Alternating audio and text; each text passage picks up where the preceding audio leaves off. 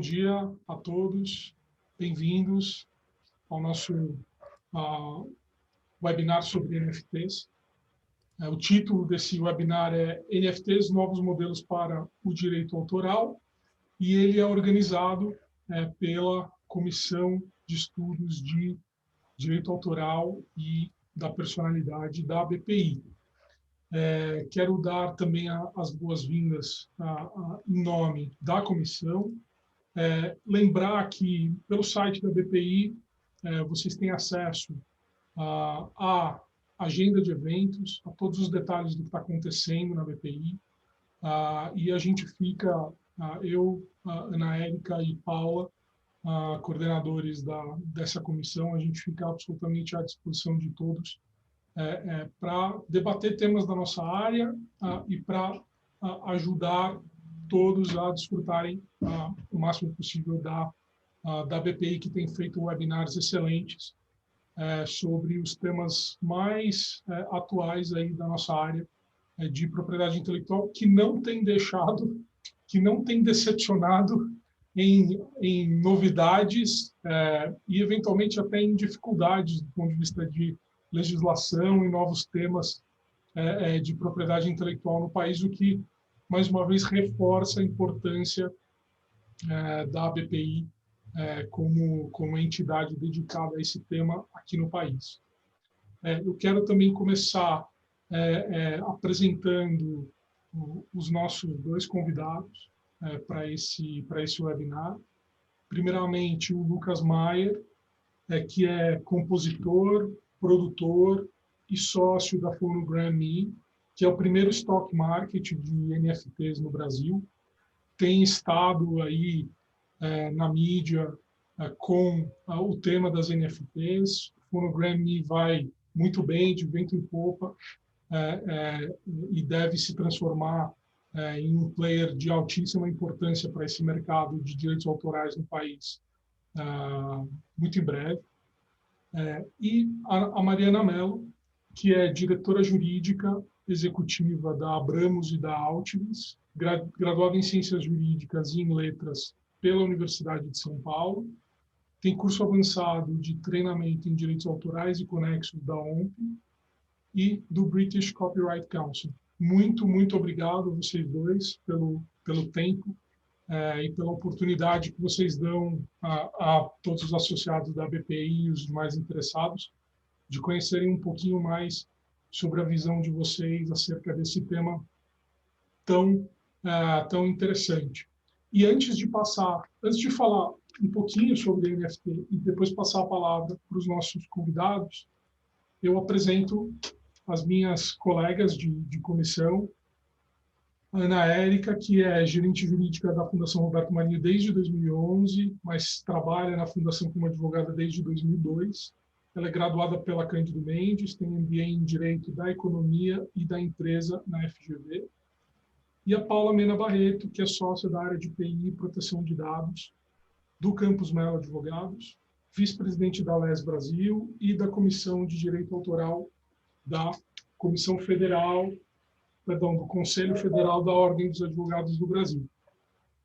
Então, com essa introdução, eu passo a dizer algumas palavras muito breves sobre o tema das NFTs e o que nos trouxe a esse evento. Quem está na área de propriedade intelectual, quem está na área, especialmente agora, ultimamente, de direitos autorais, tem acompanhado esse tema das NFTs. O que são as NFTs? Né? As NFTs, sem entrar em detalhes técnicos, elas são um novo modelo de transacionar direitos, de transacionar direitos autorais, direitos conexos, via uma tecnologia da qual todo mundo já ouviu falar bastante, mas que muito provavelmente nem todo mundo entende no detalhe, que é a tecnologia de blockchain. A tecnologia de blockchain basicamente é uma tecnologia de bancos de dados distribuído. A blockchain que mais é utilizada para uma ferramenta chamada Smart Contracts, que é fundamental para compreender NFTs, é uma blockchain chamada Ethereum. E o NFT ele basicamente é um contrato programado nessa blockchain, nesse banco de dados Ethereum, e que serve ao propósito de permitir uma transação desses direitos de maneira segura, de maneira auditável, de maneira verificável por qualquer terceiro na blockchain. E, do ponto de vista estritamente econômico, acredita-se, eu pessoalmente acredito, que as NFTs trazem uma redução importante no custo de transação de direitos sobre bens infungíveis em geral. Então, a dificuldade que existia e que ainda existe de encontrar bens infungíveis, como, por exemplo, quero comprar os direitos sobre uma canção, especificamente. Como é que eu compro esses direitos? Com quem eu falo? Quem é o intermediário que pode me trazer esse bem que eu quero adquirir? Quanto custa? Será que o vendedor vai querer vender para mim? Porque né, a particularidade desse tipo de bem é que exatamente eles normalmente não estão disponíveis para serem vendidos como um bem físico qualquer numa loja. Né? Eles dependem de um desejo do vendedor ali ou do titular atual de transacionar esses bens, né? Muito mais do que, ou seja, não existe uma economia de mercado, entre aspas, muito aberta, muito ampla de bens dessa natureza. Né? Comprar direitos sobre uma canção é uma atividade que exige um certo conhecimento do mercado, uma certa proximidade com os atores que estão nesse mercado. E as NFTs, na medida em que elas criam registros que vão ficar disponíveis para compra e venda em lojas virtuais, né, por qualquer interessado, o custo de transação desses bens diminui muitíssimo e abre-se a oportunidade de um mercado amplo de bens infungíveis, aí muito relacionados à nossa área de direito autoral, que não raro é sempre a primeira área, né, que é impactada por novas tecnologias que afetam tanto o consumo quanto a comercialização de conteúdo. Com essa breve introdução, eu passo a palavra então para o Lucas, que vai contar um pouquinho para a gente sobre a experiência dele com o NFT, sobre a Phonogram Me, para clarear um pouco a nossa compreensão sobre o tema. Obrigado. Oi, gente, tudo bem? Meu nome é Lucas Maier, sou produtor musical. Obrigado aí, Igor. Obrigado a todo mundo por ter convidado para essa webinar bacana pra caramba. Eu queria, na realidade, estar vendo essas 79 pessoas aqui na tela, porque eu acho fantástico olhar na cara das pessoas quando a gente está falando desse tipo de coisa. Né? Muito mais legal se fosse né, um auditório. Eu me sinto tão frio assim, falando só nós 6 aqui, parece que eu tô quieto. Deixa até teu microfone ligado, Igor, senão eu fico nervoso. E não, é muito engraçado, sabe quando você está no Clubhouse e todo mundo muta o microfone, você fica, meu Deus do céu, vou falar sozinho isso aqui. Então, eu sinto uma saudade desse calor humano, dessa vontade de falar em palco, né? Então, né, a gente está vivendo um momento tão difícil. E por causa desse momento difícil, né? Ano passado sou produtor musical, faço disco pra caramba. Ano passado, que foi um ano difícil, eu fiz 3 discos completos e mais 36 fonogramas. Né? Nos últimos 3 anos eu fiz quase 300 fonogramas, né? Produzi quase 300 fonogramas. Então, eu sou um cara que trabalha bastante, né? E tenho 2 produtoras ainda, uma produtora em Berlim e uma produtora em São Paulo, 2 estúdios, né? Trabalho bastante para o resto do mundo, faço bastante coisa, né, mundial e tal. E ano passado me vi imerso nesse mundo, né, digital, onde a gente fica aqui falando o tempo todo, né, no Zoom, né? Isso aqui virou a nossa casa, né? Eu juro que eu tô de calças aqui, né? Mas normalmente as pessoas estão sem calças nesses momentos. E, bom, desculpa falar esse tipo de coisa, eu sei que é uma coisa meio, né? Vocês são juristas e tal, desculpa falar esse tipo de coisa assim meio estranha, mas é o meu jeito de falar. E ano passado eu me vi, né, totalmente imerso nesse mundo digital. O que eu fiz foi realmente tentar fazer com que isso fosse uma oportunidade. Então, eu comecei, né, eu já tinha alguns investimentos em criptomoedas e entrava bastante nesse meio de blockchain e tentava ver, né, novidades nesse meio de blockchain. Eis que comecei, então, eu digo investir, né, mas colecionar NFTs. Quando a gente fala NFTs, né, eu estou falando de criptoarte. Então, comecei a comprar algumas criptoartes de alguns artistas que eu achava legais, né, até para dar uma ajuda para os artistas brasileiros que estavam entrando nesse meio, né, e tipo, pô, vou comprar esse cara aqui, e quando vê, essas coisas acabavam rendendo alguma grana depois, porque eu disse, putz, comprei isso aqui por, sei lá, 1 Ethereum, e agora eu vou vender isso aqui por, sei lá, 2 Ethereum. Então, esse tipo de coisa, esse tipo de validação da arte dos caras e de unicidade que o NFT traz, é demais. E eu fiquei o tempo inteiro pensando como é que a gente faria para trazer isso para a música, né, que é o meu meio. Então, no início desse ano, eu me associei da Janara Lopes, e do Felipe Cury e do Guido Malato. A Janara Lopes, ela era criadora do Ideia Fixa, que foi um dos maiores sites de arte e de curadoria de arte durante 15 anos. Ela encerrou esse ano para abrir o Phonogram junto comigo. O Felipe Cury é um dos ECDs da África, uma agência de propaganda em São Paulo, né, bem grande. Ele abriu agora uma house dentro do Phonogram, onde tem pessoas trabalhando só a comunicação do Phonogram. O Guido Malato é o nosso sócio de blockchain, né? Ele tem uma empresa de blockchain que se chama Gemalato, que é um blockchain brasileiro, né? Isso eu vou falar depois por que a gente se associou do blockchain brasileiro, que é bem interessante. E me associei também com diversos advogados. Eu não tenho nem ideia nem quantos são os advogados que são sócios, até porque eu não fico olhando essas coisas, né, tributárias, né? Quem olha são vocês. Mas eu sei que só na nossa pauta de apresentação aqui são 8 que estão ali listados, né, para dar segurança para a gente nesse sentido de autoral e de tudo mais que a gente precisa dentro de uma empresa. O que eu estava falando do Guido Malato, que é interessante, é por que ele entrou nessa nossa jogada, por que ele entrou no nosso sistema, é porque ele tem uma empresa de desenvolvimento de blockchain brasileira. Né? Então, por que a gente fez isso? Por que a gente não usou alguma empresa estrangeira que já tenha esse know-how e já tenha marketplaces instalados no próprio desenvolvedor? Porque a gente sabe que o brasileiro não está educado ainda para usar esse tipo de coisa. Né? Para você comprar uma criptoarte em um marketplace como o OpenSea, como o Foundation, etc., você tem que abrir uma crypto wallet. Para você abrir uma crypto wallet, você tem que pelo menos falar inglês. Né? Depois de falar inglês, você ainda precisa, depois de abrir a crypto wallet, fazer a sua inscrição toda na crypto wallet, você precisa ter uma conta em uma corretora, né? Ou uma broker, ou uma exchange, que é onde você bota o seu dinheiro e você saca a criptomoeda para dentro da sua wallet. A sua wallet fica grudada no seu navegador, lá no seu Chrome, né? Que fica um bonequinho assim no seu Chrome, onde você clica e você abre uma outra coisa. Gente, só isso que eu expliquei para vocês já se perderam pela metade. Eu tenho certeza que metade das pessoas não sabe nem o que é uma extensão do Chrome. Então, imagina isso para o grande público brasileiro que a gente quer atingir. Dito isso, comecei a falar muito com o Guido Malato sobre esse assunto e ele disse, cara, é o seguinte, a gente tem uma exchange brasileira. Isso significa que a gente pode aceitar real, a gente pode aceitar Pix.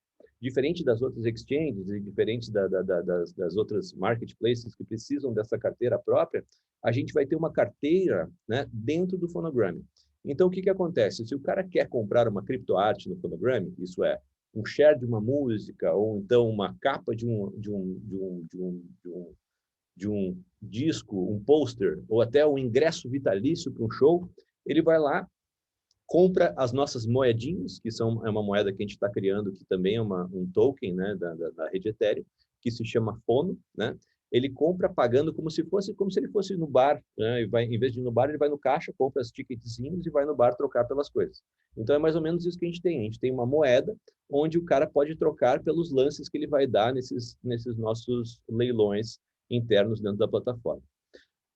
Isso vai facilitar muito para o brasileiro, né? Porque a gente vai acabar educando o brasileiro sobre criptomoeda. Porque o que acontece? O cara foi lá, deu o lance, não ganhou aquele auction, não ganhou aquele leilão, ele saca de volta esse dinheiro para ele. Só que ele já está num movimento, num lugar, né, onde a gente tem acesso a diversas outras moedas, né, porque é uma exchange, diversas outras criptomoedas. Então, a gente pode orientar o cara, olha, você quer comprar real de volta, você quer receber seu real de volta, ou você quer comprar Bitcoin, ou você quer comprar Ethereum, ou você quer comprar Cardano, né? Então, o que acontece? A gente vai ter uma facilidade, né, de de ajudar esse público, né, esse novo público brasileiro que vai acabar se transformando em colecionador de arte e colecionador de share de música ou comprador de coisas de festivais dentro da nossa plataforma, e vamos facilitar a vida deles para entrar nesse novo mundo que está chegando para ficar, né? Ano que vem o Mercado Livre passa a aceitar Bitcoin, né? Para aceitar criptomoeda. A Visa, vocês devem saber que já está aceitando Bitcoin ao redor do mundo. Em Curitiba já tem até, como é que chama, aqueles bancos de rua, sabe, que você pode sacar os seus bitcoins, já tem 29 criptomoedas dentro desses bancos de rua. Então, gente, chegou para ficar e a gente tem que aprender a fazer, a usar esse tipo de tecnologia. Eu fiz essa parceria com o Guido e com essa nossa blockchain brasileira para que a gente conseguisse fazer essa aproximação do brasileiro, né? Mas a gente não está dizendo que a gente está apenas preso dentro do nosso sistema, dentro da nossa exchange. Quando o cara compra lá um artigo, ele compra, por exemplo, um share de um fonograma do Igor, né? Que ele tocou guitarra lá e tal, e ele está vendendo só a parte dele conexa de guitarra dentro do fonograminho. Eu fui lá, dei um lance e comprei, né, essa parte do Igor. Eu passo a receber, né, os royalties de execução pública do Igor, né, daquela música do Igor. Só que é o seguinte, o Igor vendeu para mim, certo? Eu posso vender isso aí? Posso. Eu preciso vender isso dentro da Phonogram? Essa é a parte mais interessante. Quando a gente está falando desses NFTs, né, de artigos não fungíveis e tudo mais, eles não ficam atrelados a apenas uma plataforma. Eles ficam atrelados ao blockchain. E o blockchain que a gente está utilizando, que é o Ethereum, que né, o Igor falou, ele é interligado com diversas outras marketplaces. Esses marketplaces são OpenSea, Foundation, Rarible, Maker's Place. Todos esses outros marketplaces são interligados na rede Ethereum. Se eu quiser, eu posso comprar esse share do fonograma do Igor, vai ficar registrado no blockchain que eu comprei, isso não significa que ele não fica registrado dentro da minha plataforma, mas sim no blockchain inteiro.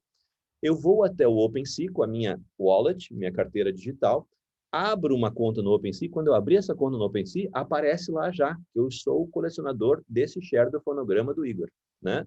A partir do momento que eu botei lá, outras pessoas nessa outra marketplace podem comprar nesse outro marketplace o que eu comprei. Então, é muito interessante porque o NFT, além de deixar único aquele artigo digital, além de criar colecionáveis, transformar em valorável um JPEG ou um share de um fonograma, ele ainda permitiu que a gente andasse com ele na carteira e fosse para um outro lugar vender, né? Essa é a beleza desse mundo digital que a gente está apresentando agora e que a gente gostaria muito de que fosse o futuro. E a gente acredita muito que vai ser o futuro porque não tem como voltar atrás. Está aí todas essas empresas gigantes utilizando e todas elas estão chegando para ficar. O Spotify, ano passado, comprou uma empresa de blockchain, não fez absolutamente nada com ela até agora, mas a gente sabe que vai ter alguma coisa no futuro. Mariana, você quer falar alguma coisinha? Eu acho que eu falei demais. Foi perfeito. Foi perfeito. Inclusive, foi pontual. Em 10 minutos, você deu esse excelente eu tô olhando o relógio aqui, cara. Fiquei até nervoso. Não, e Lucas, o que é importante é isso. Acho que você está colocando em prática, né? Algumas questões que a gente só sabe assim, né? Às vezes até na teoria, e aí você está dando assim, alguns exemplos de como você pode fazer. Inclusive, eu entendo na sua plataforma, você vende de tudo, não só questões de obras autorais, né? Criptomoedas, então assim, tem várias questões aí ligadas, né? Uma coisa que é interessante da plataforma, desculpa, Mariana, já libero para você falar, é que ela é uma plataforma curada para músicos, né? Para artistas musicais, né? Pode ser o produtor fonográfico, a gravadora, pode ser o selo, pode ser quem quiser que tenha um share de algum fonograma. Mas a partir do momento que eu fui curado, isso é, que eu fui aceito na plataforma, eu posso subir qualquer arte que eu tenha direito, né? Que eu tenha direito sobre. Então, eu posso subir um quadro. Eu pintei um quadro aqui meu, né? Sou artista musical, pintei um quadro meu, digitalizei ele e botei ele para vender na plataforma. Então, por que a gente fez isso? Porque todos os outros marketplaces são exatamente ao contrário. O cara pode até subir uma música, ou um share de um pedaço de uma música junto com uma imagem, mas ele é curado pela imagem que ele faz, né? Então, é sempre um artista visual, né, que é permitido utilizar aquela plataforma. O Abu, que é o nosso, o Abu Janra, né, o André Abu Janra, que é o nosso grande garoto propaganda do Phonogram, ele foi um dos primeiros brasileiros, né, a lançar uma música dentro de um marketplace junto com um artista visual. Só que é sempre isso, é o artista visual que é aprovado e daí ele botava a música junto. A música é sempre o segundo plano. E o share do fonograma dele, a parte, né, que ele recebia, o artista visual recebe o dinheiro e paga para ele, né? Não é uma coisa tipo, não é uma coisa dele, né? É uma coisa do visual sempre, o marketplace ao redor do mundo. Então é um dos primeiros marketplaces musicais que a gente vai ter por aí. Fantástico. E passando a palavra para Mariana, Mariana, uma curiosidade que a gente sempre teve, se você puder endereçar esse tema, comentar esse tema na sua exposição, é como é que se posicionam aí nessa cadeia mesmo econômica, né, a sociedade de gestão coletiva, que vem tradicionalmente organizadas, né, para distribuir royalties para um número talvez um pouco menor de potenciais titulares do que a gente vislumbra existirão com a popularização do NFT, né? A gente tem hoje pessoas jurídicas que concentram muitos direitos que recebem distribuição de royalties. Então, assim, acho que com a popularização do NFT, você potencialmente tem um cenário de aumento da complexidade da distribuição de royalties. Se você puder encaixar esse tema na tua exposição, eu agradeceria muito. Tá bom. Bom dia a todos, bom dia a todos que estão assistindo. Obrigada, Igor, Ana, Paula, Érica, Lucas. Bom, eu estou com muitas tarefas aqui para passar para todos, né? A primeira vez que eu ouvi falar de NFT foi nesses grupos de música e tecnologia, e etc. E enfim, comecei a estudar muito, fui atrás, aí eu fui conversar com um amigo meu que é da área também, não sei se ele está assistindo, e falei assim, vamos falar sobre direito autoral e NFT? Aí a gente começou a conversar, e assim, em determinado momento da conversa ele falou assim, sabe qual que é o problema? Você só está pensando no direito autoral. A NFT, ela pega muito mais coisa do que isso. Você pode usar NFT para qualquer coisa, não é só o direito autoral. E isso foi um clique que me deu, foi aí que eu entendi que a gente não pode ficar interpretando a NFT dentro do negócio que está aqui na nossa frente, né? Não, a gente tem que primeiro ver tudo o que está acontecendo. Muita gente começa a falar assim, é uma novidade, a legislação não prevê. Não, a legislação não prevê, porque é uma tecnologia nova, ainda bem que a legislação não prevê e que a gente tem liberdade de ter novos negócios sendo criados, né? E com uma tecnologia nova, revolucionária, super interessante. Isso não significa que os negócios que estão ocorrendo ali dentro, né, desse novo mercado, eles estejam completamente desregulados e desprotegidos, né? Eu não vejo dessa maneira. Eu entendo que o direito ele vai vir sempre depois dos fatos que estão acontecendo e ele vai ter que necessariamente interpretar esses fatos e encaixá-los dentro do seu sistema, né? E é o que a gente precisa fazer. Eu acho que a gente está nesse momento de aprendizado, né, de conhecimento desse mercado.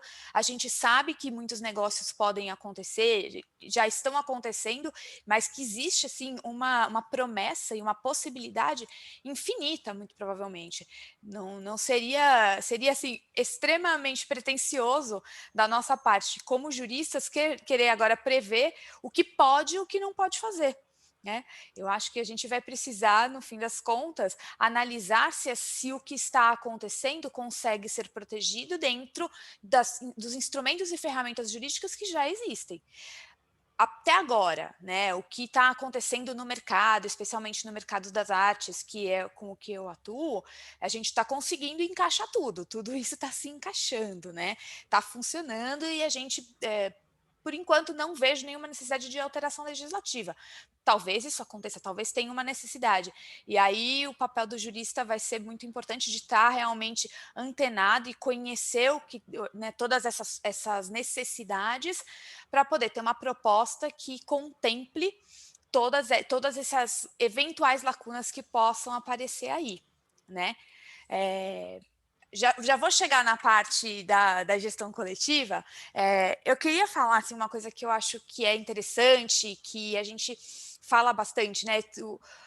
Para nós, né, do mundo jurídico, falar em algo fungível ou não fungível é muito normal, é corriqueiro. A gente aprendeu no primeiro ano da faculdade o que é um bem fungível e um bem não fungível.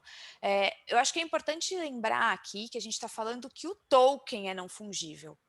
Né? Então, o token que a gente tem ali, as informações que estão ali, né, colocadas dentro da blockchain, são informações organizadas de uma maneira que não podem ser feitas de outra forma. Você não vai interferir nessas informações que estão ali dentro. Isso não significa que você não possa colocar em NFT bens fungíveis. Eu entendo que é possível sim você colocar. Agora, isso vai ter valor econômico? Muito provavelmente não. Né? É muito, muito difícil que isso coloque. Mas a gente não sabe, vai saber. Pode ser que sim, pode ser que o fato de ter sido feito, esse blockchain feito por aquela pessoa, transformou aquele bem banal, fungível, em um bem não fungível naquela esfera de internet, ou naquele ambiente que foi criado ali.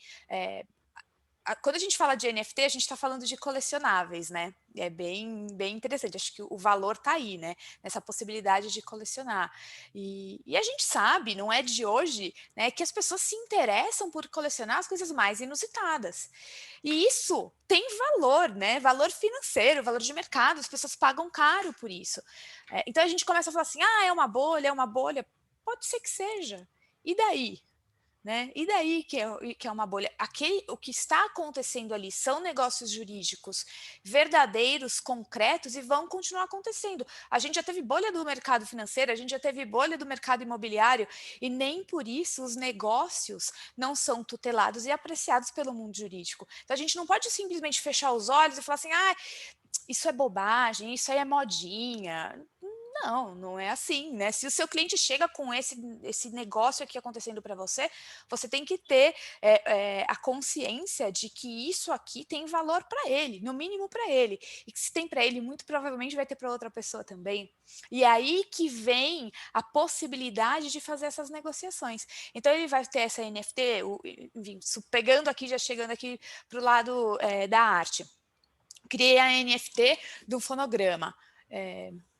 De um artista que, enfim, ninguém conhece hoje. Criei. E eu resolvi comprar. Depois de amanhã, o cara estoura. Ou ele não estoura, mas ele começa a ficar muito famoso em determinado nicho. E essas pessoas entre si vão começar a negociar aquilo. Isso daí já vai ter valor.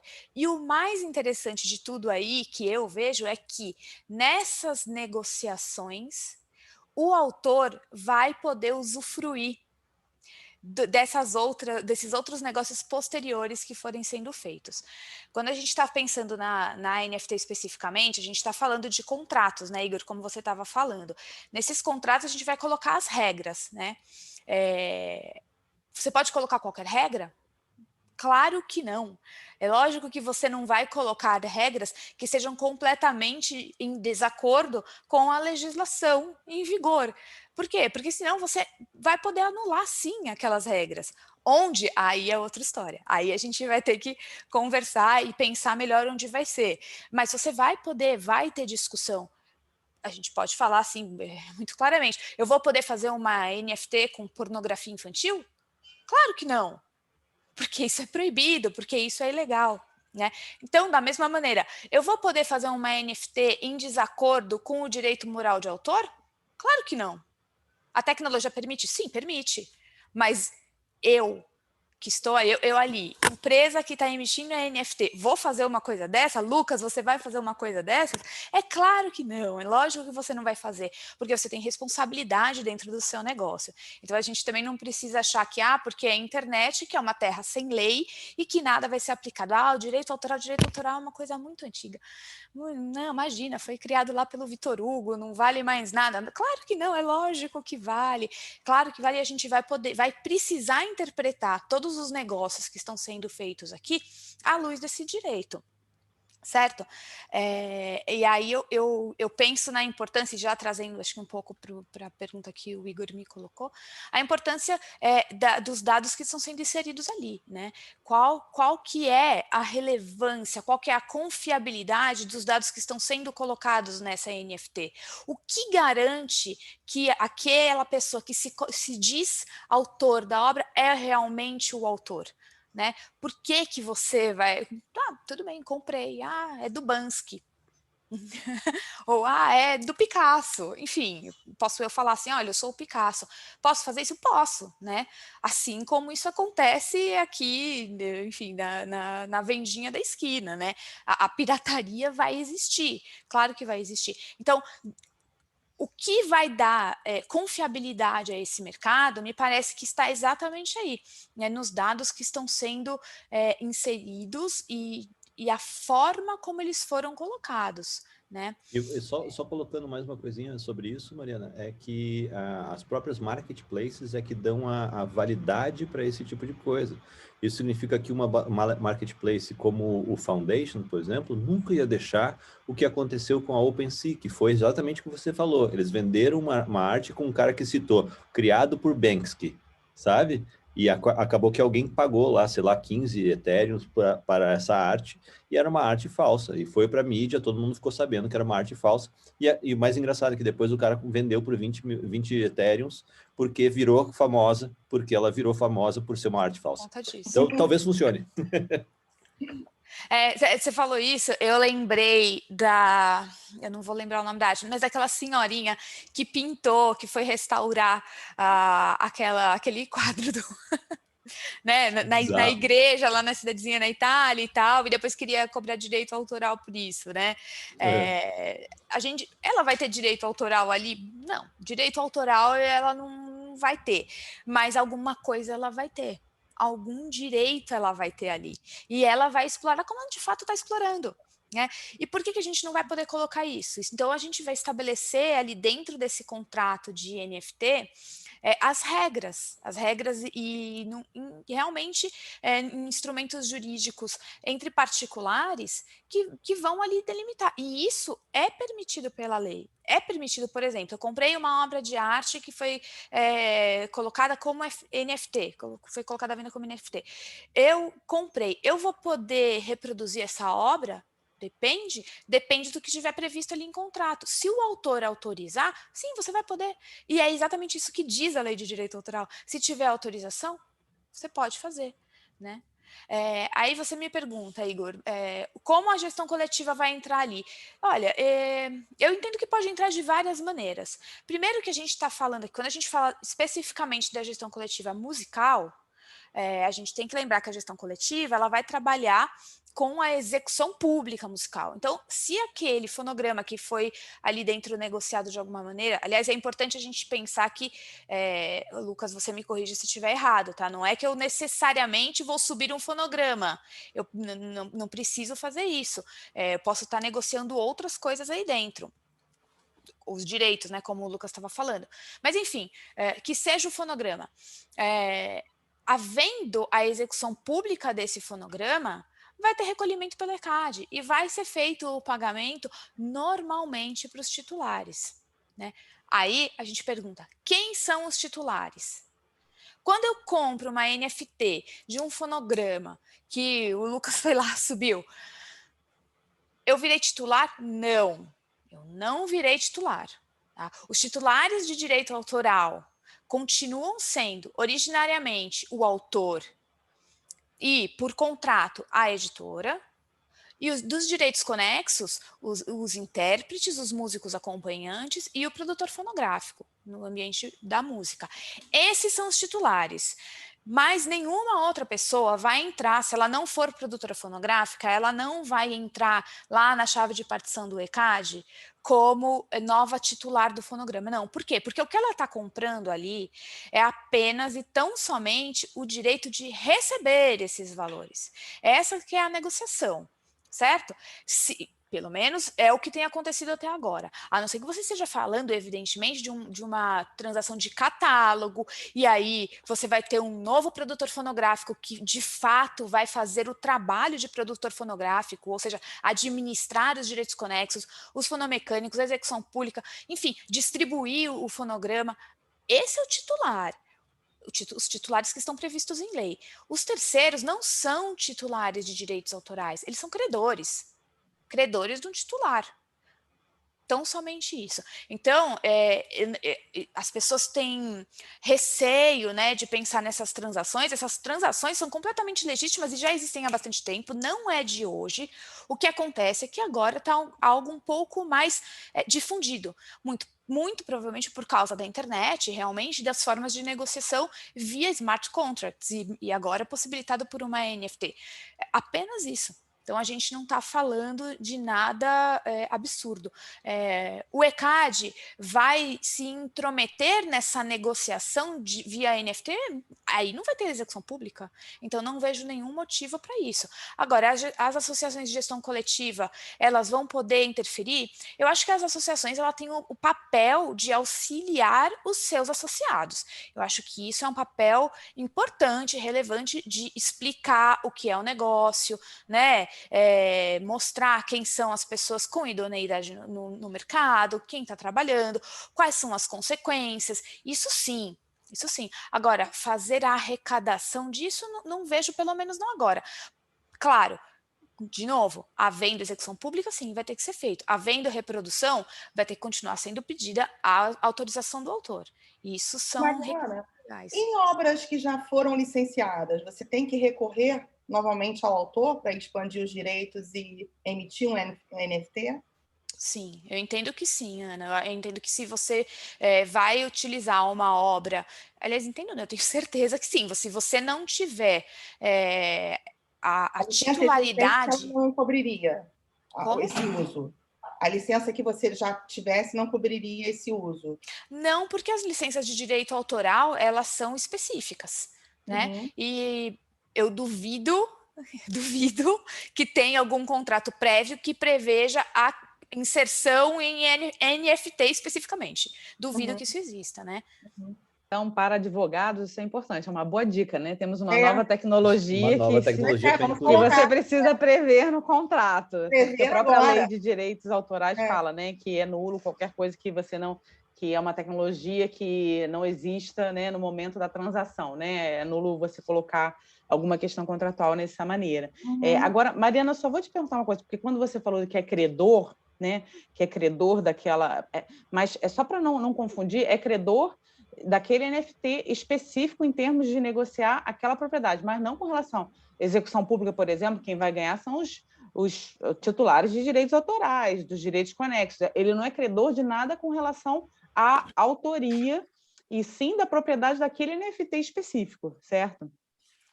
Certo. Mas o que eu estou querendo dizer, mas eu acho que eu vou passar para o Lucas te explicar. Você quer falar primeiro, Lucas? Depois eu volto? O que a gente... Fala, Igor. Eu só queria aproveitar só que a Mariana está com a palavra, porque tem uma pergunta especificamente para ela, que é sobre direito de sequência. Se você vê, a pergunta especificamente é, você vê a aplicação do direito de sequência na NFT? Não, eu acho que a NFT veio para salvar o direito de sequência. A NFT é perfeita para o direito de sequência. Assim, no mundo inteiro, o que é o direito de sequência, né? Vamos lá, eu sei que a gente está entre advogados, mas talvez nem todos tenham essa afinidade. O direito de sequência é o direito que tem o artista visual de receber pela revenda da sua obra. Então, houve a primeira venda, ele pode receber, enfim, ele vendeu, ele vai receber os seus direitos autorais. Cada vez que essa obra for revendida, ele vai receber um percentual sobre aquela revenda. Tá? Enfim, tem toda uma questão legal de valoração, né, desse valor do percentual. Na Altivis, a gente aplica um percentual sobre a revenda. Só que qual que é a dificuldade? A dificuldade é a cobrança. Por quê? Porque a primeira pessoa vendeu, em geral, o artista não sabe para quem que ele vendeu, não fica com esse credenciamento ali, né? Então, assim, as nossas parcerias importantíssimas realmente são com as galerias e casas de leilões que fazem essas revendas, que intermediam essa revenda e possibilitam, de alguma maneira, que esse valor do direito de sequência seja pago. E isso é feito, esse valor é pago e é destinado ao autor, o que é muito justo, né? Porque com o passar do tempo, a obra vai sendo valorizada e o artista não tem aquela remuneração, né? Quantas vezes a gente não viu ao longo da história o artista morrer na miséria e as obras dele depois valerem milhões, né? Então, é para isso que serve. E no mundo inteiro isso é pago. No Brasil é um pouco difícil a cobrança, né? Até porque a gente não tem esse registro de por onde está passando a propriedade. Então, talvez, lembrando, né, de novo, a NFT, ela vai vir como um registro mesmo, né? Essa cadeia. Então, se a gente for pensar nas artes visuais, esse registro certificado em blockchain, né, é algo que vai ser impossível de ser perdido no futuro. E a gente vai conseguir fazer esse repasse de uma forma muito mais fácil e rápida para o associado. Então, eu acho que, assim, NFT e direito de sequência, assim, são irmãos siameses, assim, é perfeito para isso. E digo mais, além de ser uma coisa, né, rastreável, porque a gente entra dentro do blockchain e consegue olhar todos os proprietários que já tiveram, o momento que eles foram negociados, o momento que ele foi, quanto ele foi pago, quanto foi pago de gás, quanto foi todos os pagamentos, está tudo registrado no blockchain como se fosse um histórico de toda aquela, por onde passou aquela arte, né? Aquela criptoarte. Só que a gente está falando de NFT. NFT a gente apelida ele de smart contract, né? Por causa de uma coisa que é muito interessante, porque ele já tem ali as porcentagens e as divisões. E automaticamente, quando o cara paga lá, o próximo comprador, depois desse comprador que a gente já não acha, mas já não sabe mais onde é que ele tá um russo maluco lá que comprou essa arte lá no fim do mundo, a gente não tem como rastrear. No blockchain a gente tem como rastrear e ainda automaticamente, eu que fui o artista que subiu a arte na plataforma, vou receber essa porcentagem, que é a porcentagem que tem registrada no NFT automaticamente, sem precisar cobrar ninguém. Então, ele não precisa nem do meu departamento financeiro indo lá bater para pedir o dinheiro. E só para complementar, para não perder a oportunidade de pegar um dos temas que a gente estava discutindo, eu acho importante dizer o seguinte, um dos temas mais importantes para compreender a NFT é compreender que a NFT ela é um registro da transação, ela não é o bem que ela representa, ela não é os direitos que ela representa, né? Então, ela é uma forma alternativa de promover um registro de uma transação, fazer um registro de uma transação, de fazer um contrato cujo objeto é a transação de um direito, nesse caso aí da Phonogram, um direito de propriedade intelectual, um direito autoral sobre um fonograma ou sobre uma obra musical, né? Ou sobre uma fatia disso, né?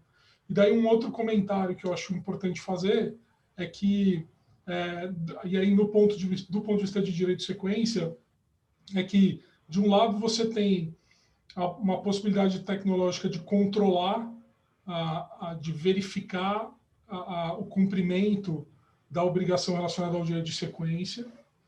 Mas tem uma outra questão também que tem se tornado bastante comum, que é a NFT, como aquilo é um smart contract e quem vende o bem colecionável, por exemplo, vende sob os termos que quiser vender, desde que eles respeitem, né, os limites legais, acabou acontecendo a criação de um mercado de direito de sequência para bens que originalmente não teriam esse direito de sequência. Por exemplo, cards colecionáveis da NBA, por exemplo.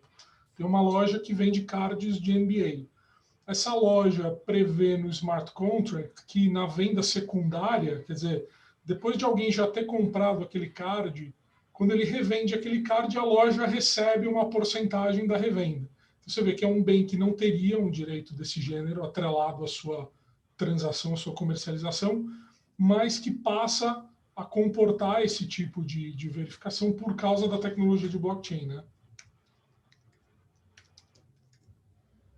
Eu acho que tem a ver com aquilo que a gente estava falando, né? Sobre também a possibilidade de você transformar em algo, um bem fungível em algo não fungível, né? Perfeito. A gente pulou a pergunta da Paula, né, Paula? Acho que ficou em suspenso, né? Me relembra, por favor, o que era? Não, porque a questão que eu digo é, você falou que a pessoa se torna credora, né? Aquele dono do NFT. Mas a minha questão, só queria diferenciar que ela se torna credora em termos do NFT em si, e não dos direitos, por exemplo, de execução pública sobre a obra, que o ECAD vai repassar. Se tiver uma execução, ela não passaria para o proprietário do NFT, e sim para os artistas, entendeu? Assim, então, é só importante fazer essa...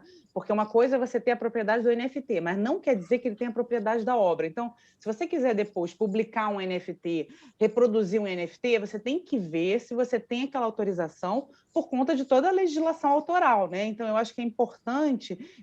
você não vai poder, com NFT, fazer tudo com, por exemplo, uma foto.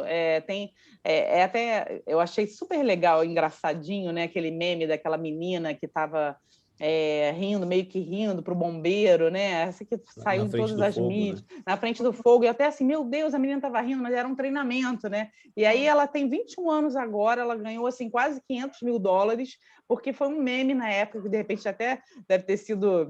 Não sei se foi engraçado ou não na época, ela era pequenininha, mas, bom, agora ela conseguiu monetizar aquilo. Mas eu estou pensando assim, aquilo era uma foto dela e a imagem dela. Digamos que é uma foto de um terceiro, né? E um fotógrafo seria um terceiro. Você tem todos os direitos aí envolvidos, né? Por isso que é importante, eu acho que fazer essa eu acho que a NFT, enquanto contrato, né, ela é um título, né?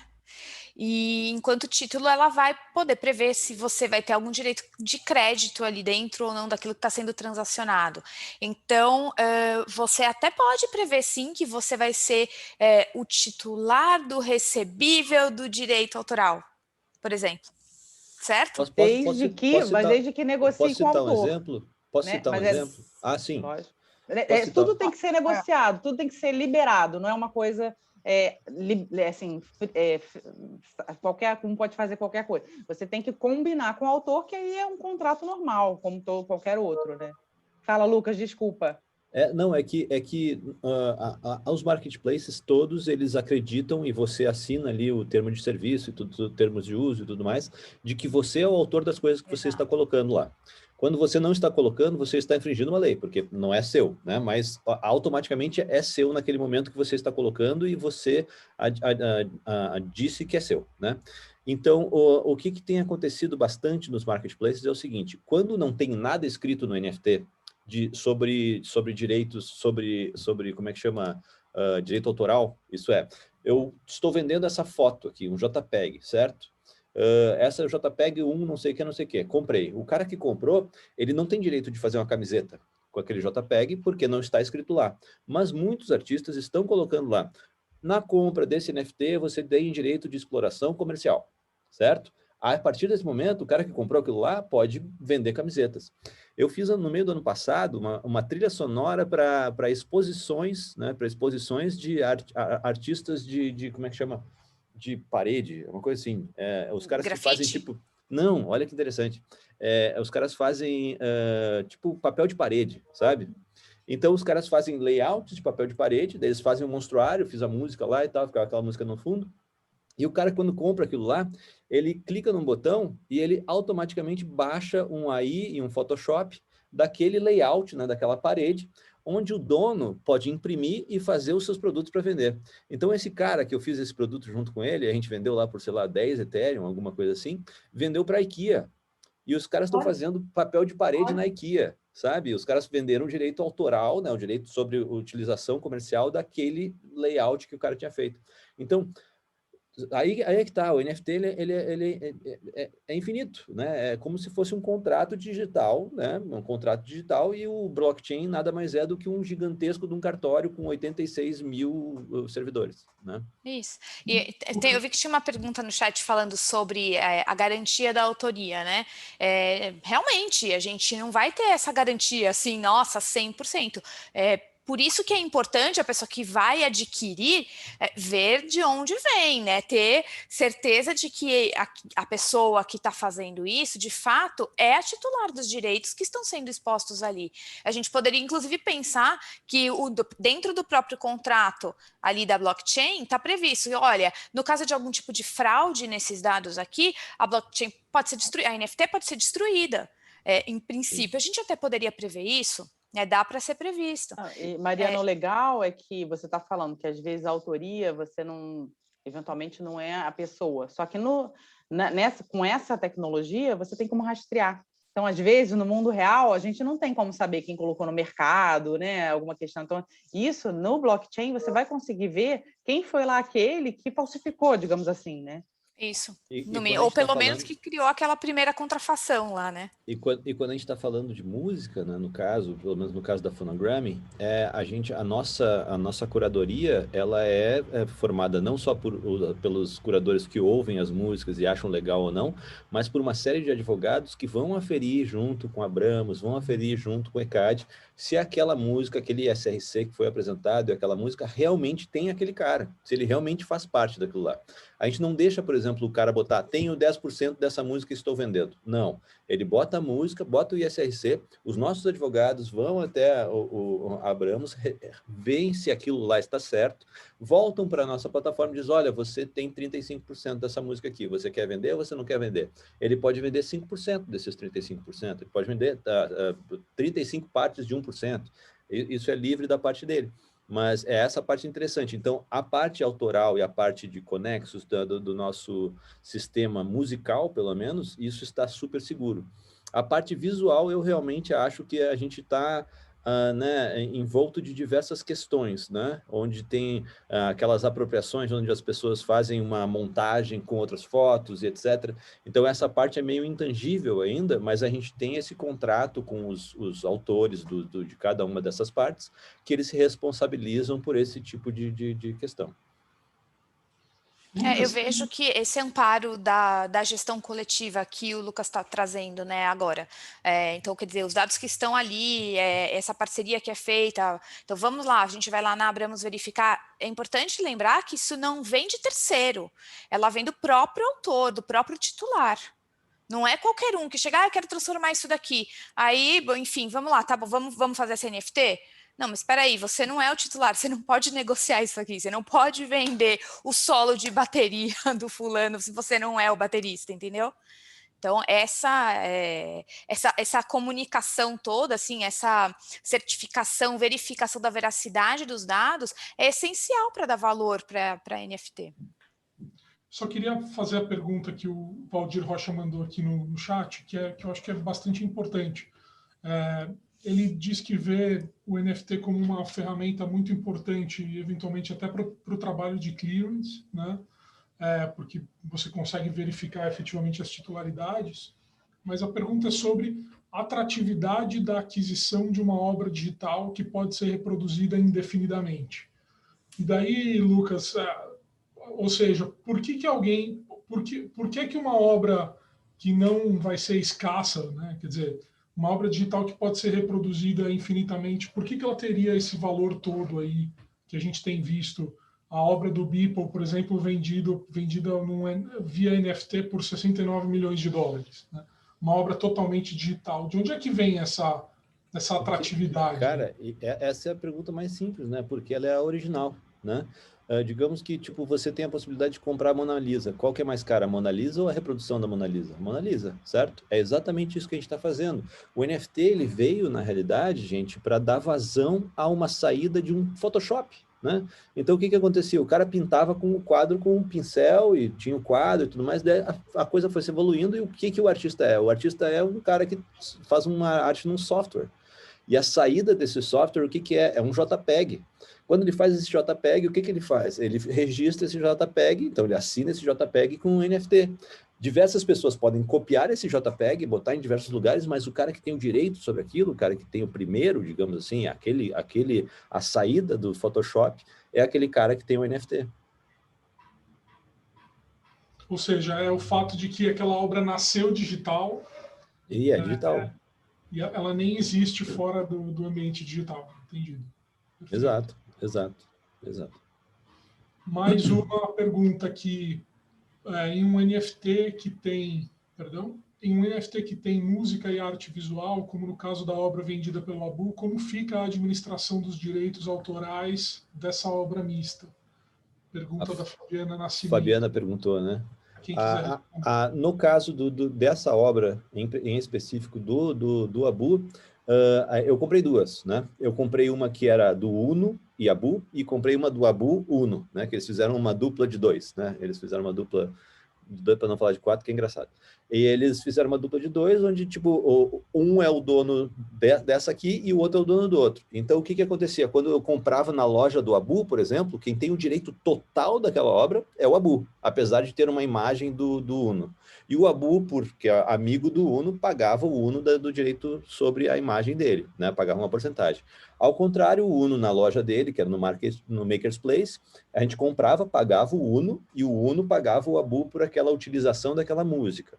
Mas nada está registrado num contrato. Diferente do que a gente está prometendo agora com o Phonogram. O que acontece? Se a gente vai ter uma imagem atrelada a uma música, a gente vai botar que o dono daquela imagem é tal cara e vai ter o split dele dentro dessa obra, como se fosse um bundle entre música e obra visual. E automaticamente o cara que é dono da imagem vai receber o split quando for comprada, e o cara que é dono do áudio vai receber o split quando for comprado, automaticamente por causa do smart contract. Eu queria só complementar isso que o Lucas está falando. Acho que, enfim, juridicamente, a gente tem que pensar que essa obra, ela tem dois titulares, né? Essa obra do exemplo aqui, ela tem dois titulares. Então, ela vai ter o titular do direito visual e do direito musical, né? E aí vão ser feitos, ele vai ter, ainda que você tenha todas as disposições, ainda não, além de você ter todos os direitos dispostos ali dentro da NFT, havendo algum outro direito a ser cobrado, o titular vai ter direito de receber e de cobrar também. Ou seja, supondo que exista a previsão, eu não conheço os termos do contrato, tá? Mas supondo que tenha a previsão de possibilidade de exibição pública, por exemplo, existe o direito do autor de receber por essa exibição pública. E aí eu estou falando tanto do artista visual quanto do artista musical. Ambos vão ter direito. Havendo execução pública, vai ter sim arrecadação pelo ECAD e vai ser feito o pagamento dentro da cadeia da forma como a gente estava falando, para o titular da música, no caso o Abu, e do titular do direito do direito visual, por exemplo, o direito de sequência, ou o direito de exibição, o direito de reprodução, também para o artista visual, no caso o Uno. Perfeito. Pessoal, a gente está quase encerrando o tempo do painel.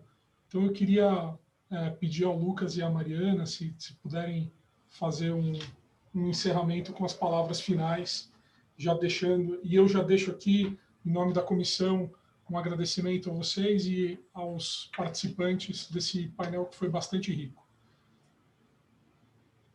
Mariana. Então, tá bom. Bom, primeiro, obrigada a todos, foi bastante rico, assim, eu acho que a gente está num momento de muitas discussões, é importante que nós, juristas, continuemos a nos debruçar aqui. Eu não vi nenhum painel ainda sobre NFT que alguém tenha deixado de falar sobre o Walter Benjamin, então eu vou falar aqui, para a gente voltar a ler a obra de arte na era da reprodutibilidade técnica. Acho que é isso, né? A gente tem que voltar e pensar sobre esse assunto. Não é porque você está podendo reproduzir, já está mais do que provado que a obra continua tendo valor, né? E não é pelo fato de que você vai poder, de que a obra está no ambiente digital, que ela vai poder ser reproduzida indefinidamente. Então, assim, temos toda a tutela jurídica aí para não só evitar abusos, mas especialmente para remunerar aquelas pessoas que, enfim, debruçaram-se, né, sobre, enfim, seja lá onde for a sua tela, ou a tela, o seu Canvas, ou a tela do computador mesmo, para criar uma obra que vai ser difundida. Então, nada mais justo do que a gente garantir, né? Eu sou uma entusiasta da gestão coletiva e, enfim, trabalho com isso. Acho que as associações vão continuar se debruçando. A Altivis é uma que já tem muitos e muitos e muitos artistas interessadíssimos no assunto e estamos comprometidos a seguir estudando e implementando essa tecnologia dentro dos negócios. Gente, obrigado a todos. Eu queria muito ter visto a cara de todo mundo aqui, pô, 90 pessoas participando, a gente não pode nem ver um olho no olho, né? Complicado. Mas, gente, muito obrigado mesmo, obrigado para a associação, obrigado por todo mundo que convidou a gente para estar aqui. Eu fico muito feliz de estar no meio dessa revolução, né, de ter trazido essa ideia para um marketplace brasileiro, né, para ajudar para fazer com que o brasileiro realmente entenda um pouco mais e consiga se colocar no mundo como um artista, né, que consiga negociar suas coisas em NFT.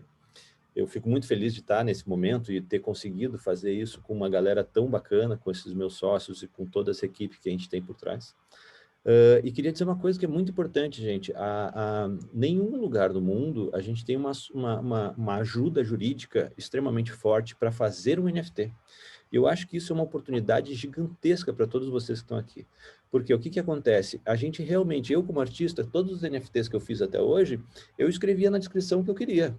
E depois, quando eu vou ler aquela descrição, que aquela descrição na realidade é o contrato, está cheio de erro e está cheio de coisas que podem me prejudicar no futuro, porque eu posso ter abrido mão de alguma coisa que seria minha.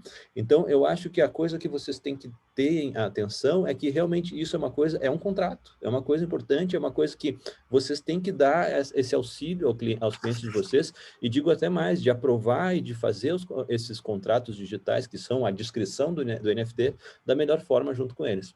Então, gente, obrigado por terem me convidado a isso, e eu quero dizer que, putz, eu vou depender muito de vocês no futuro.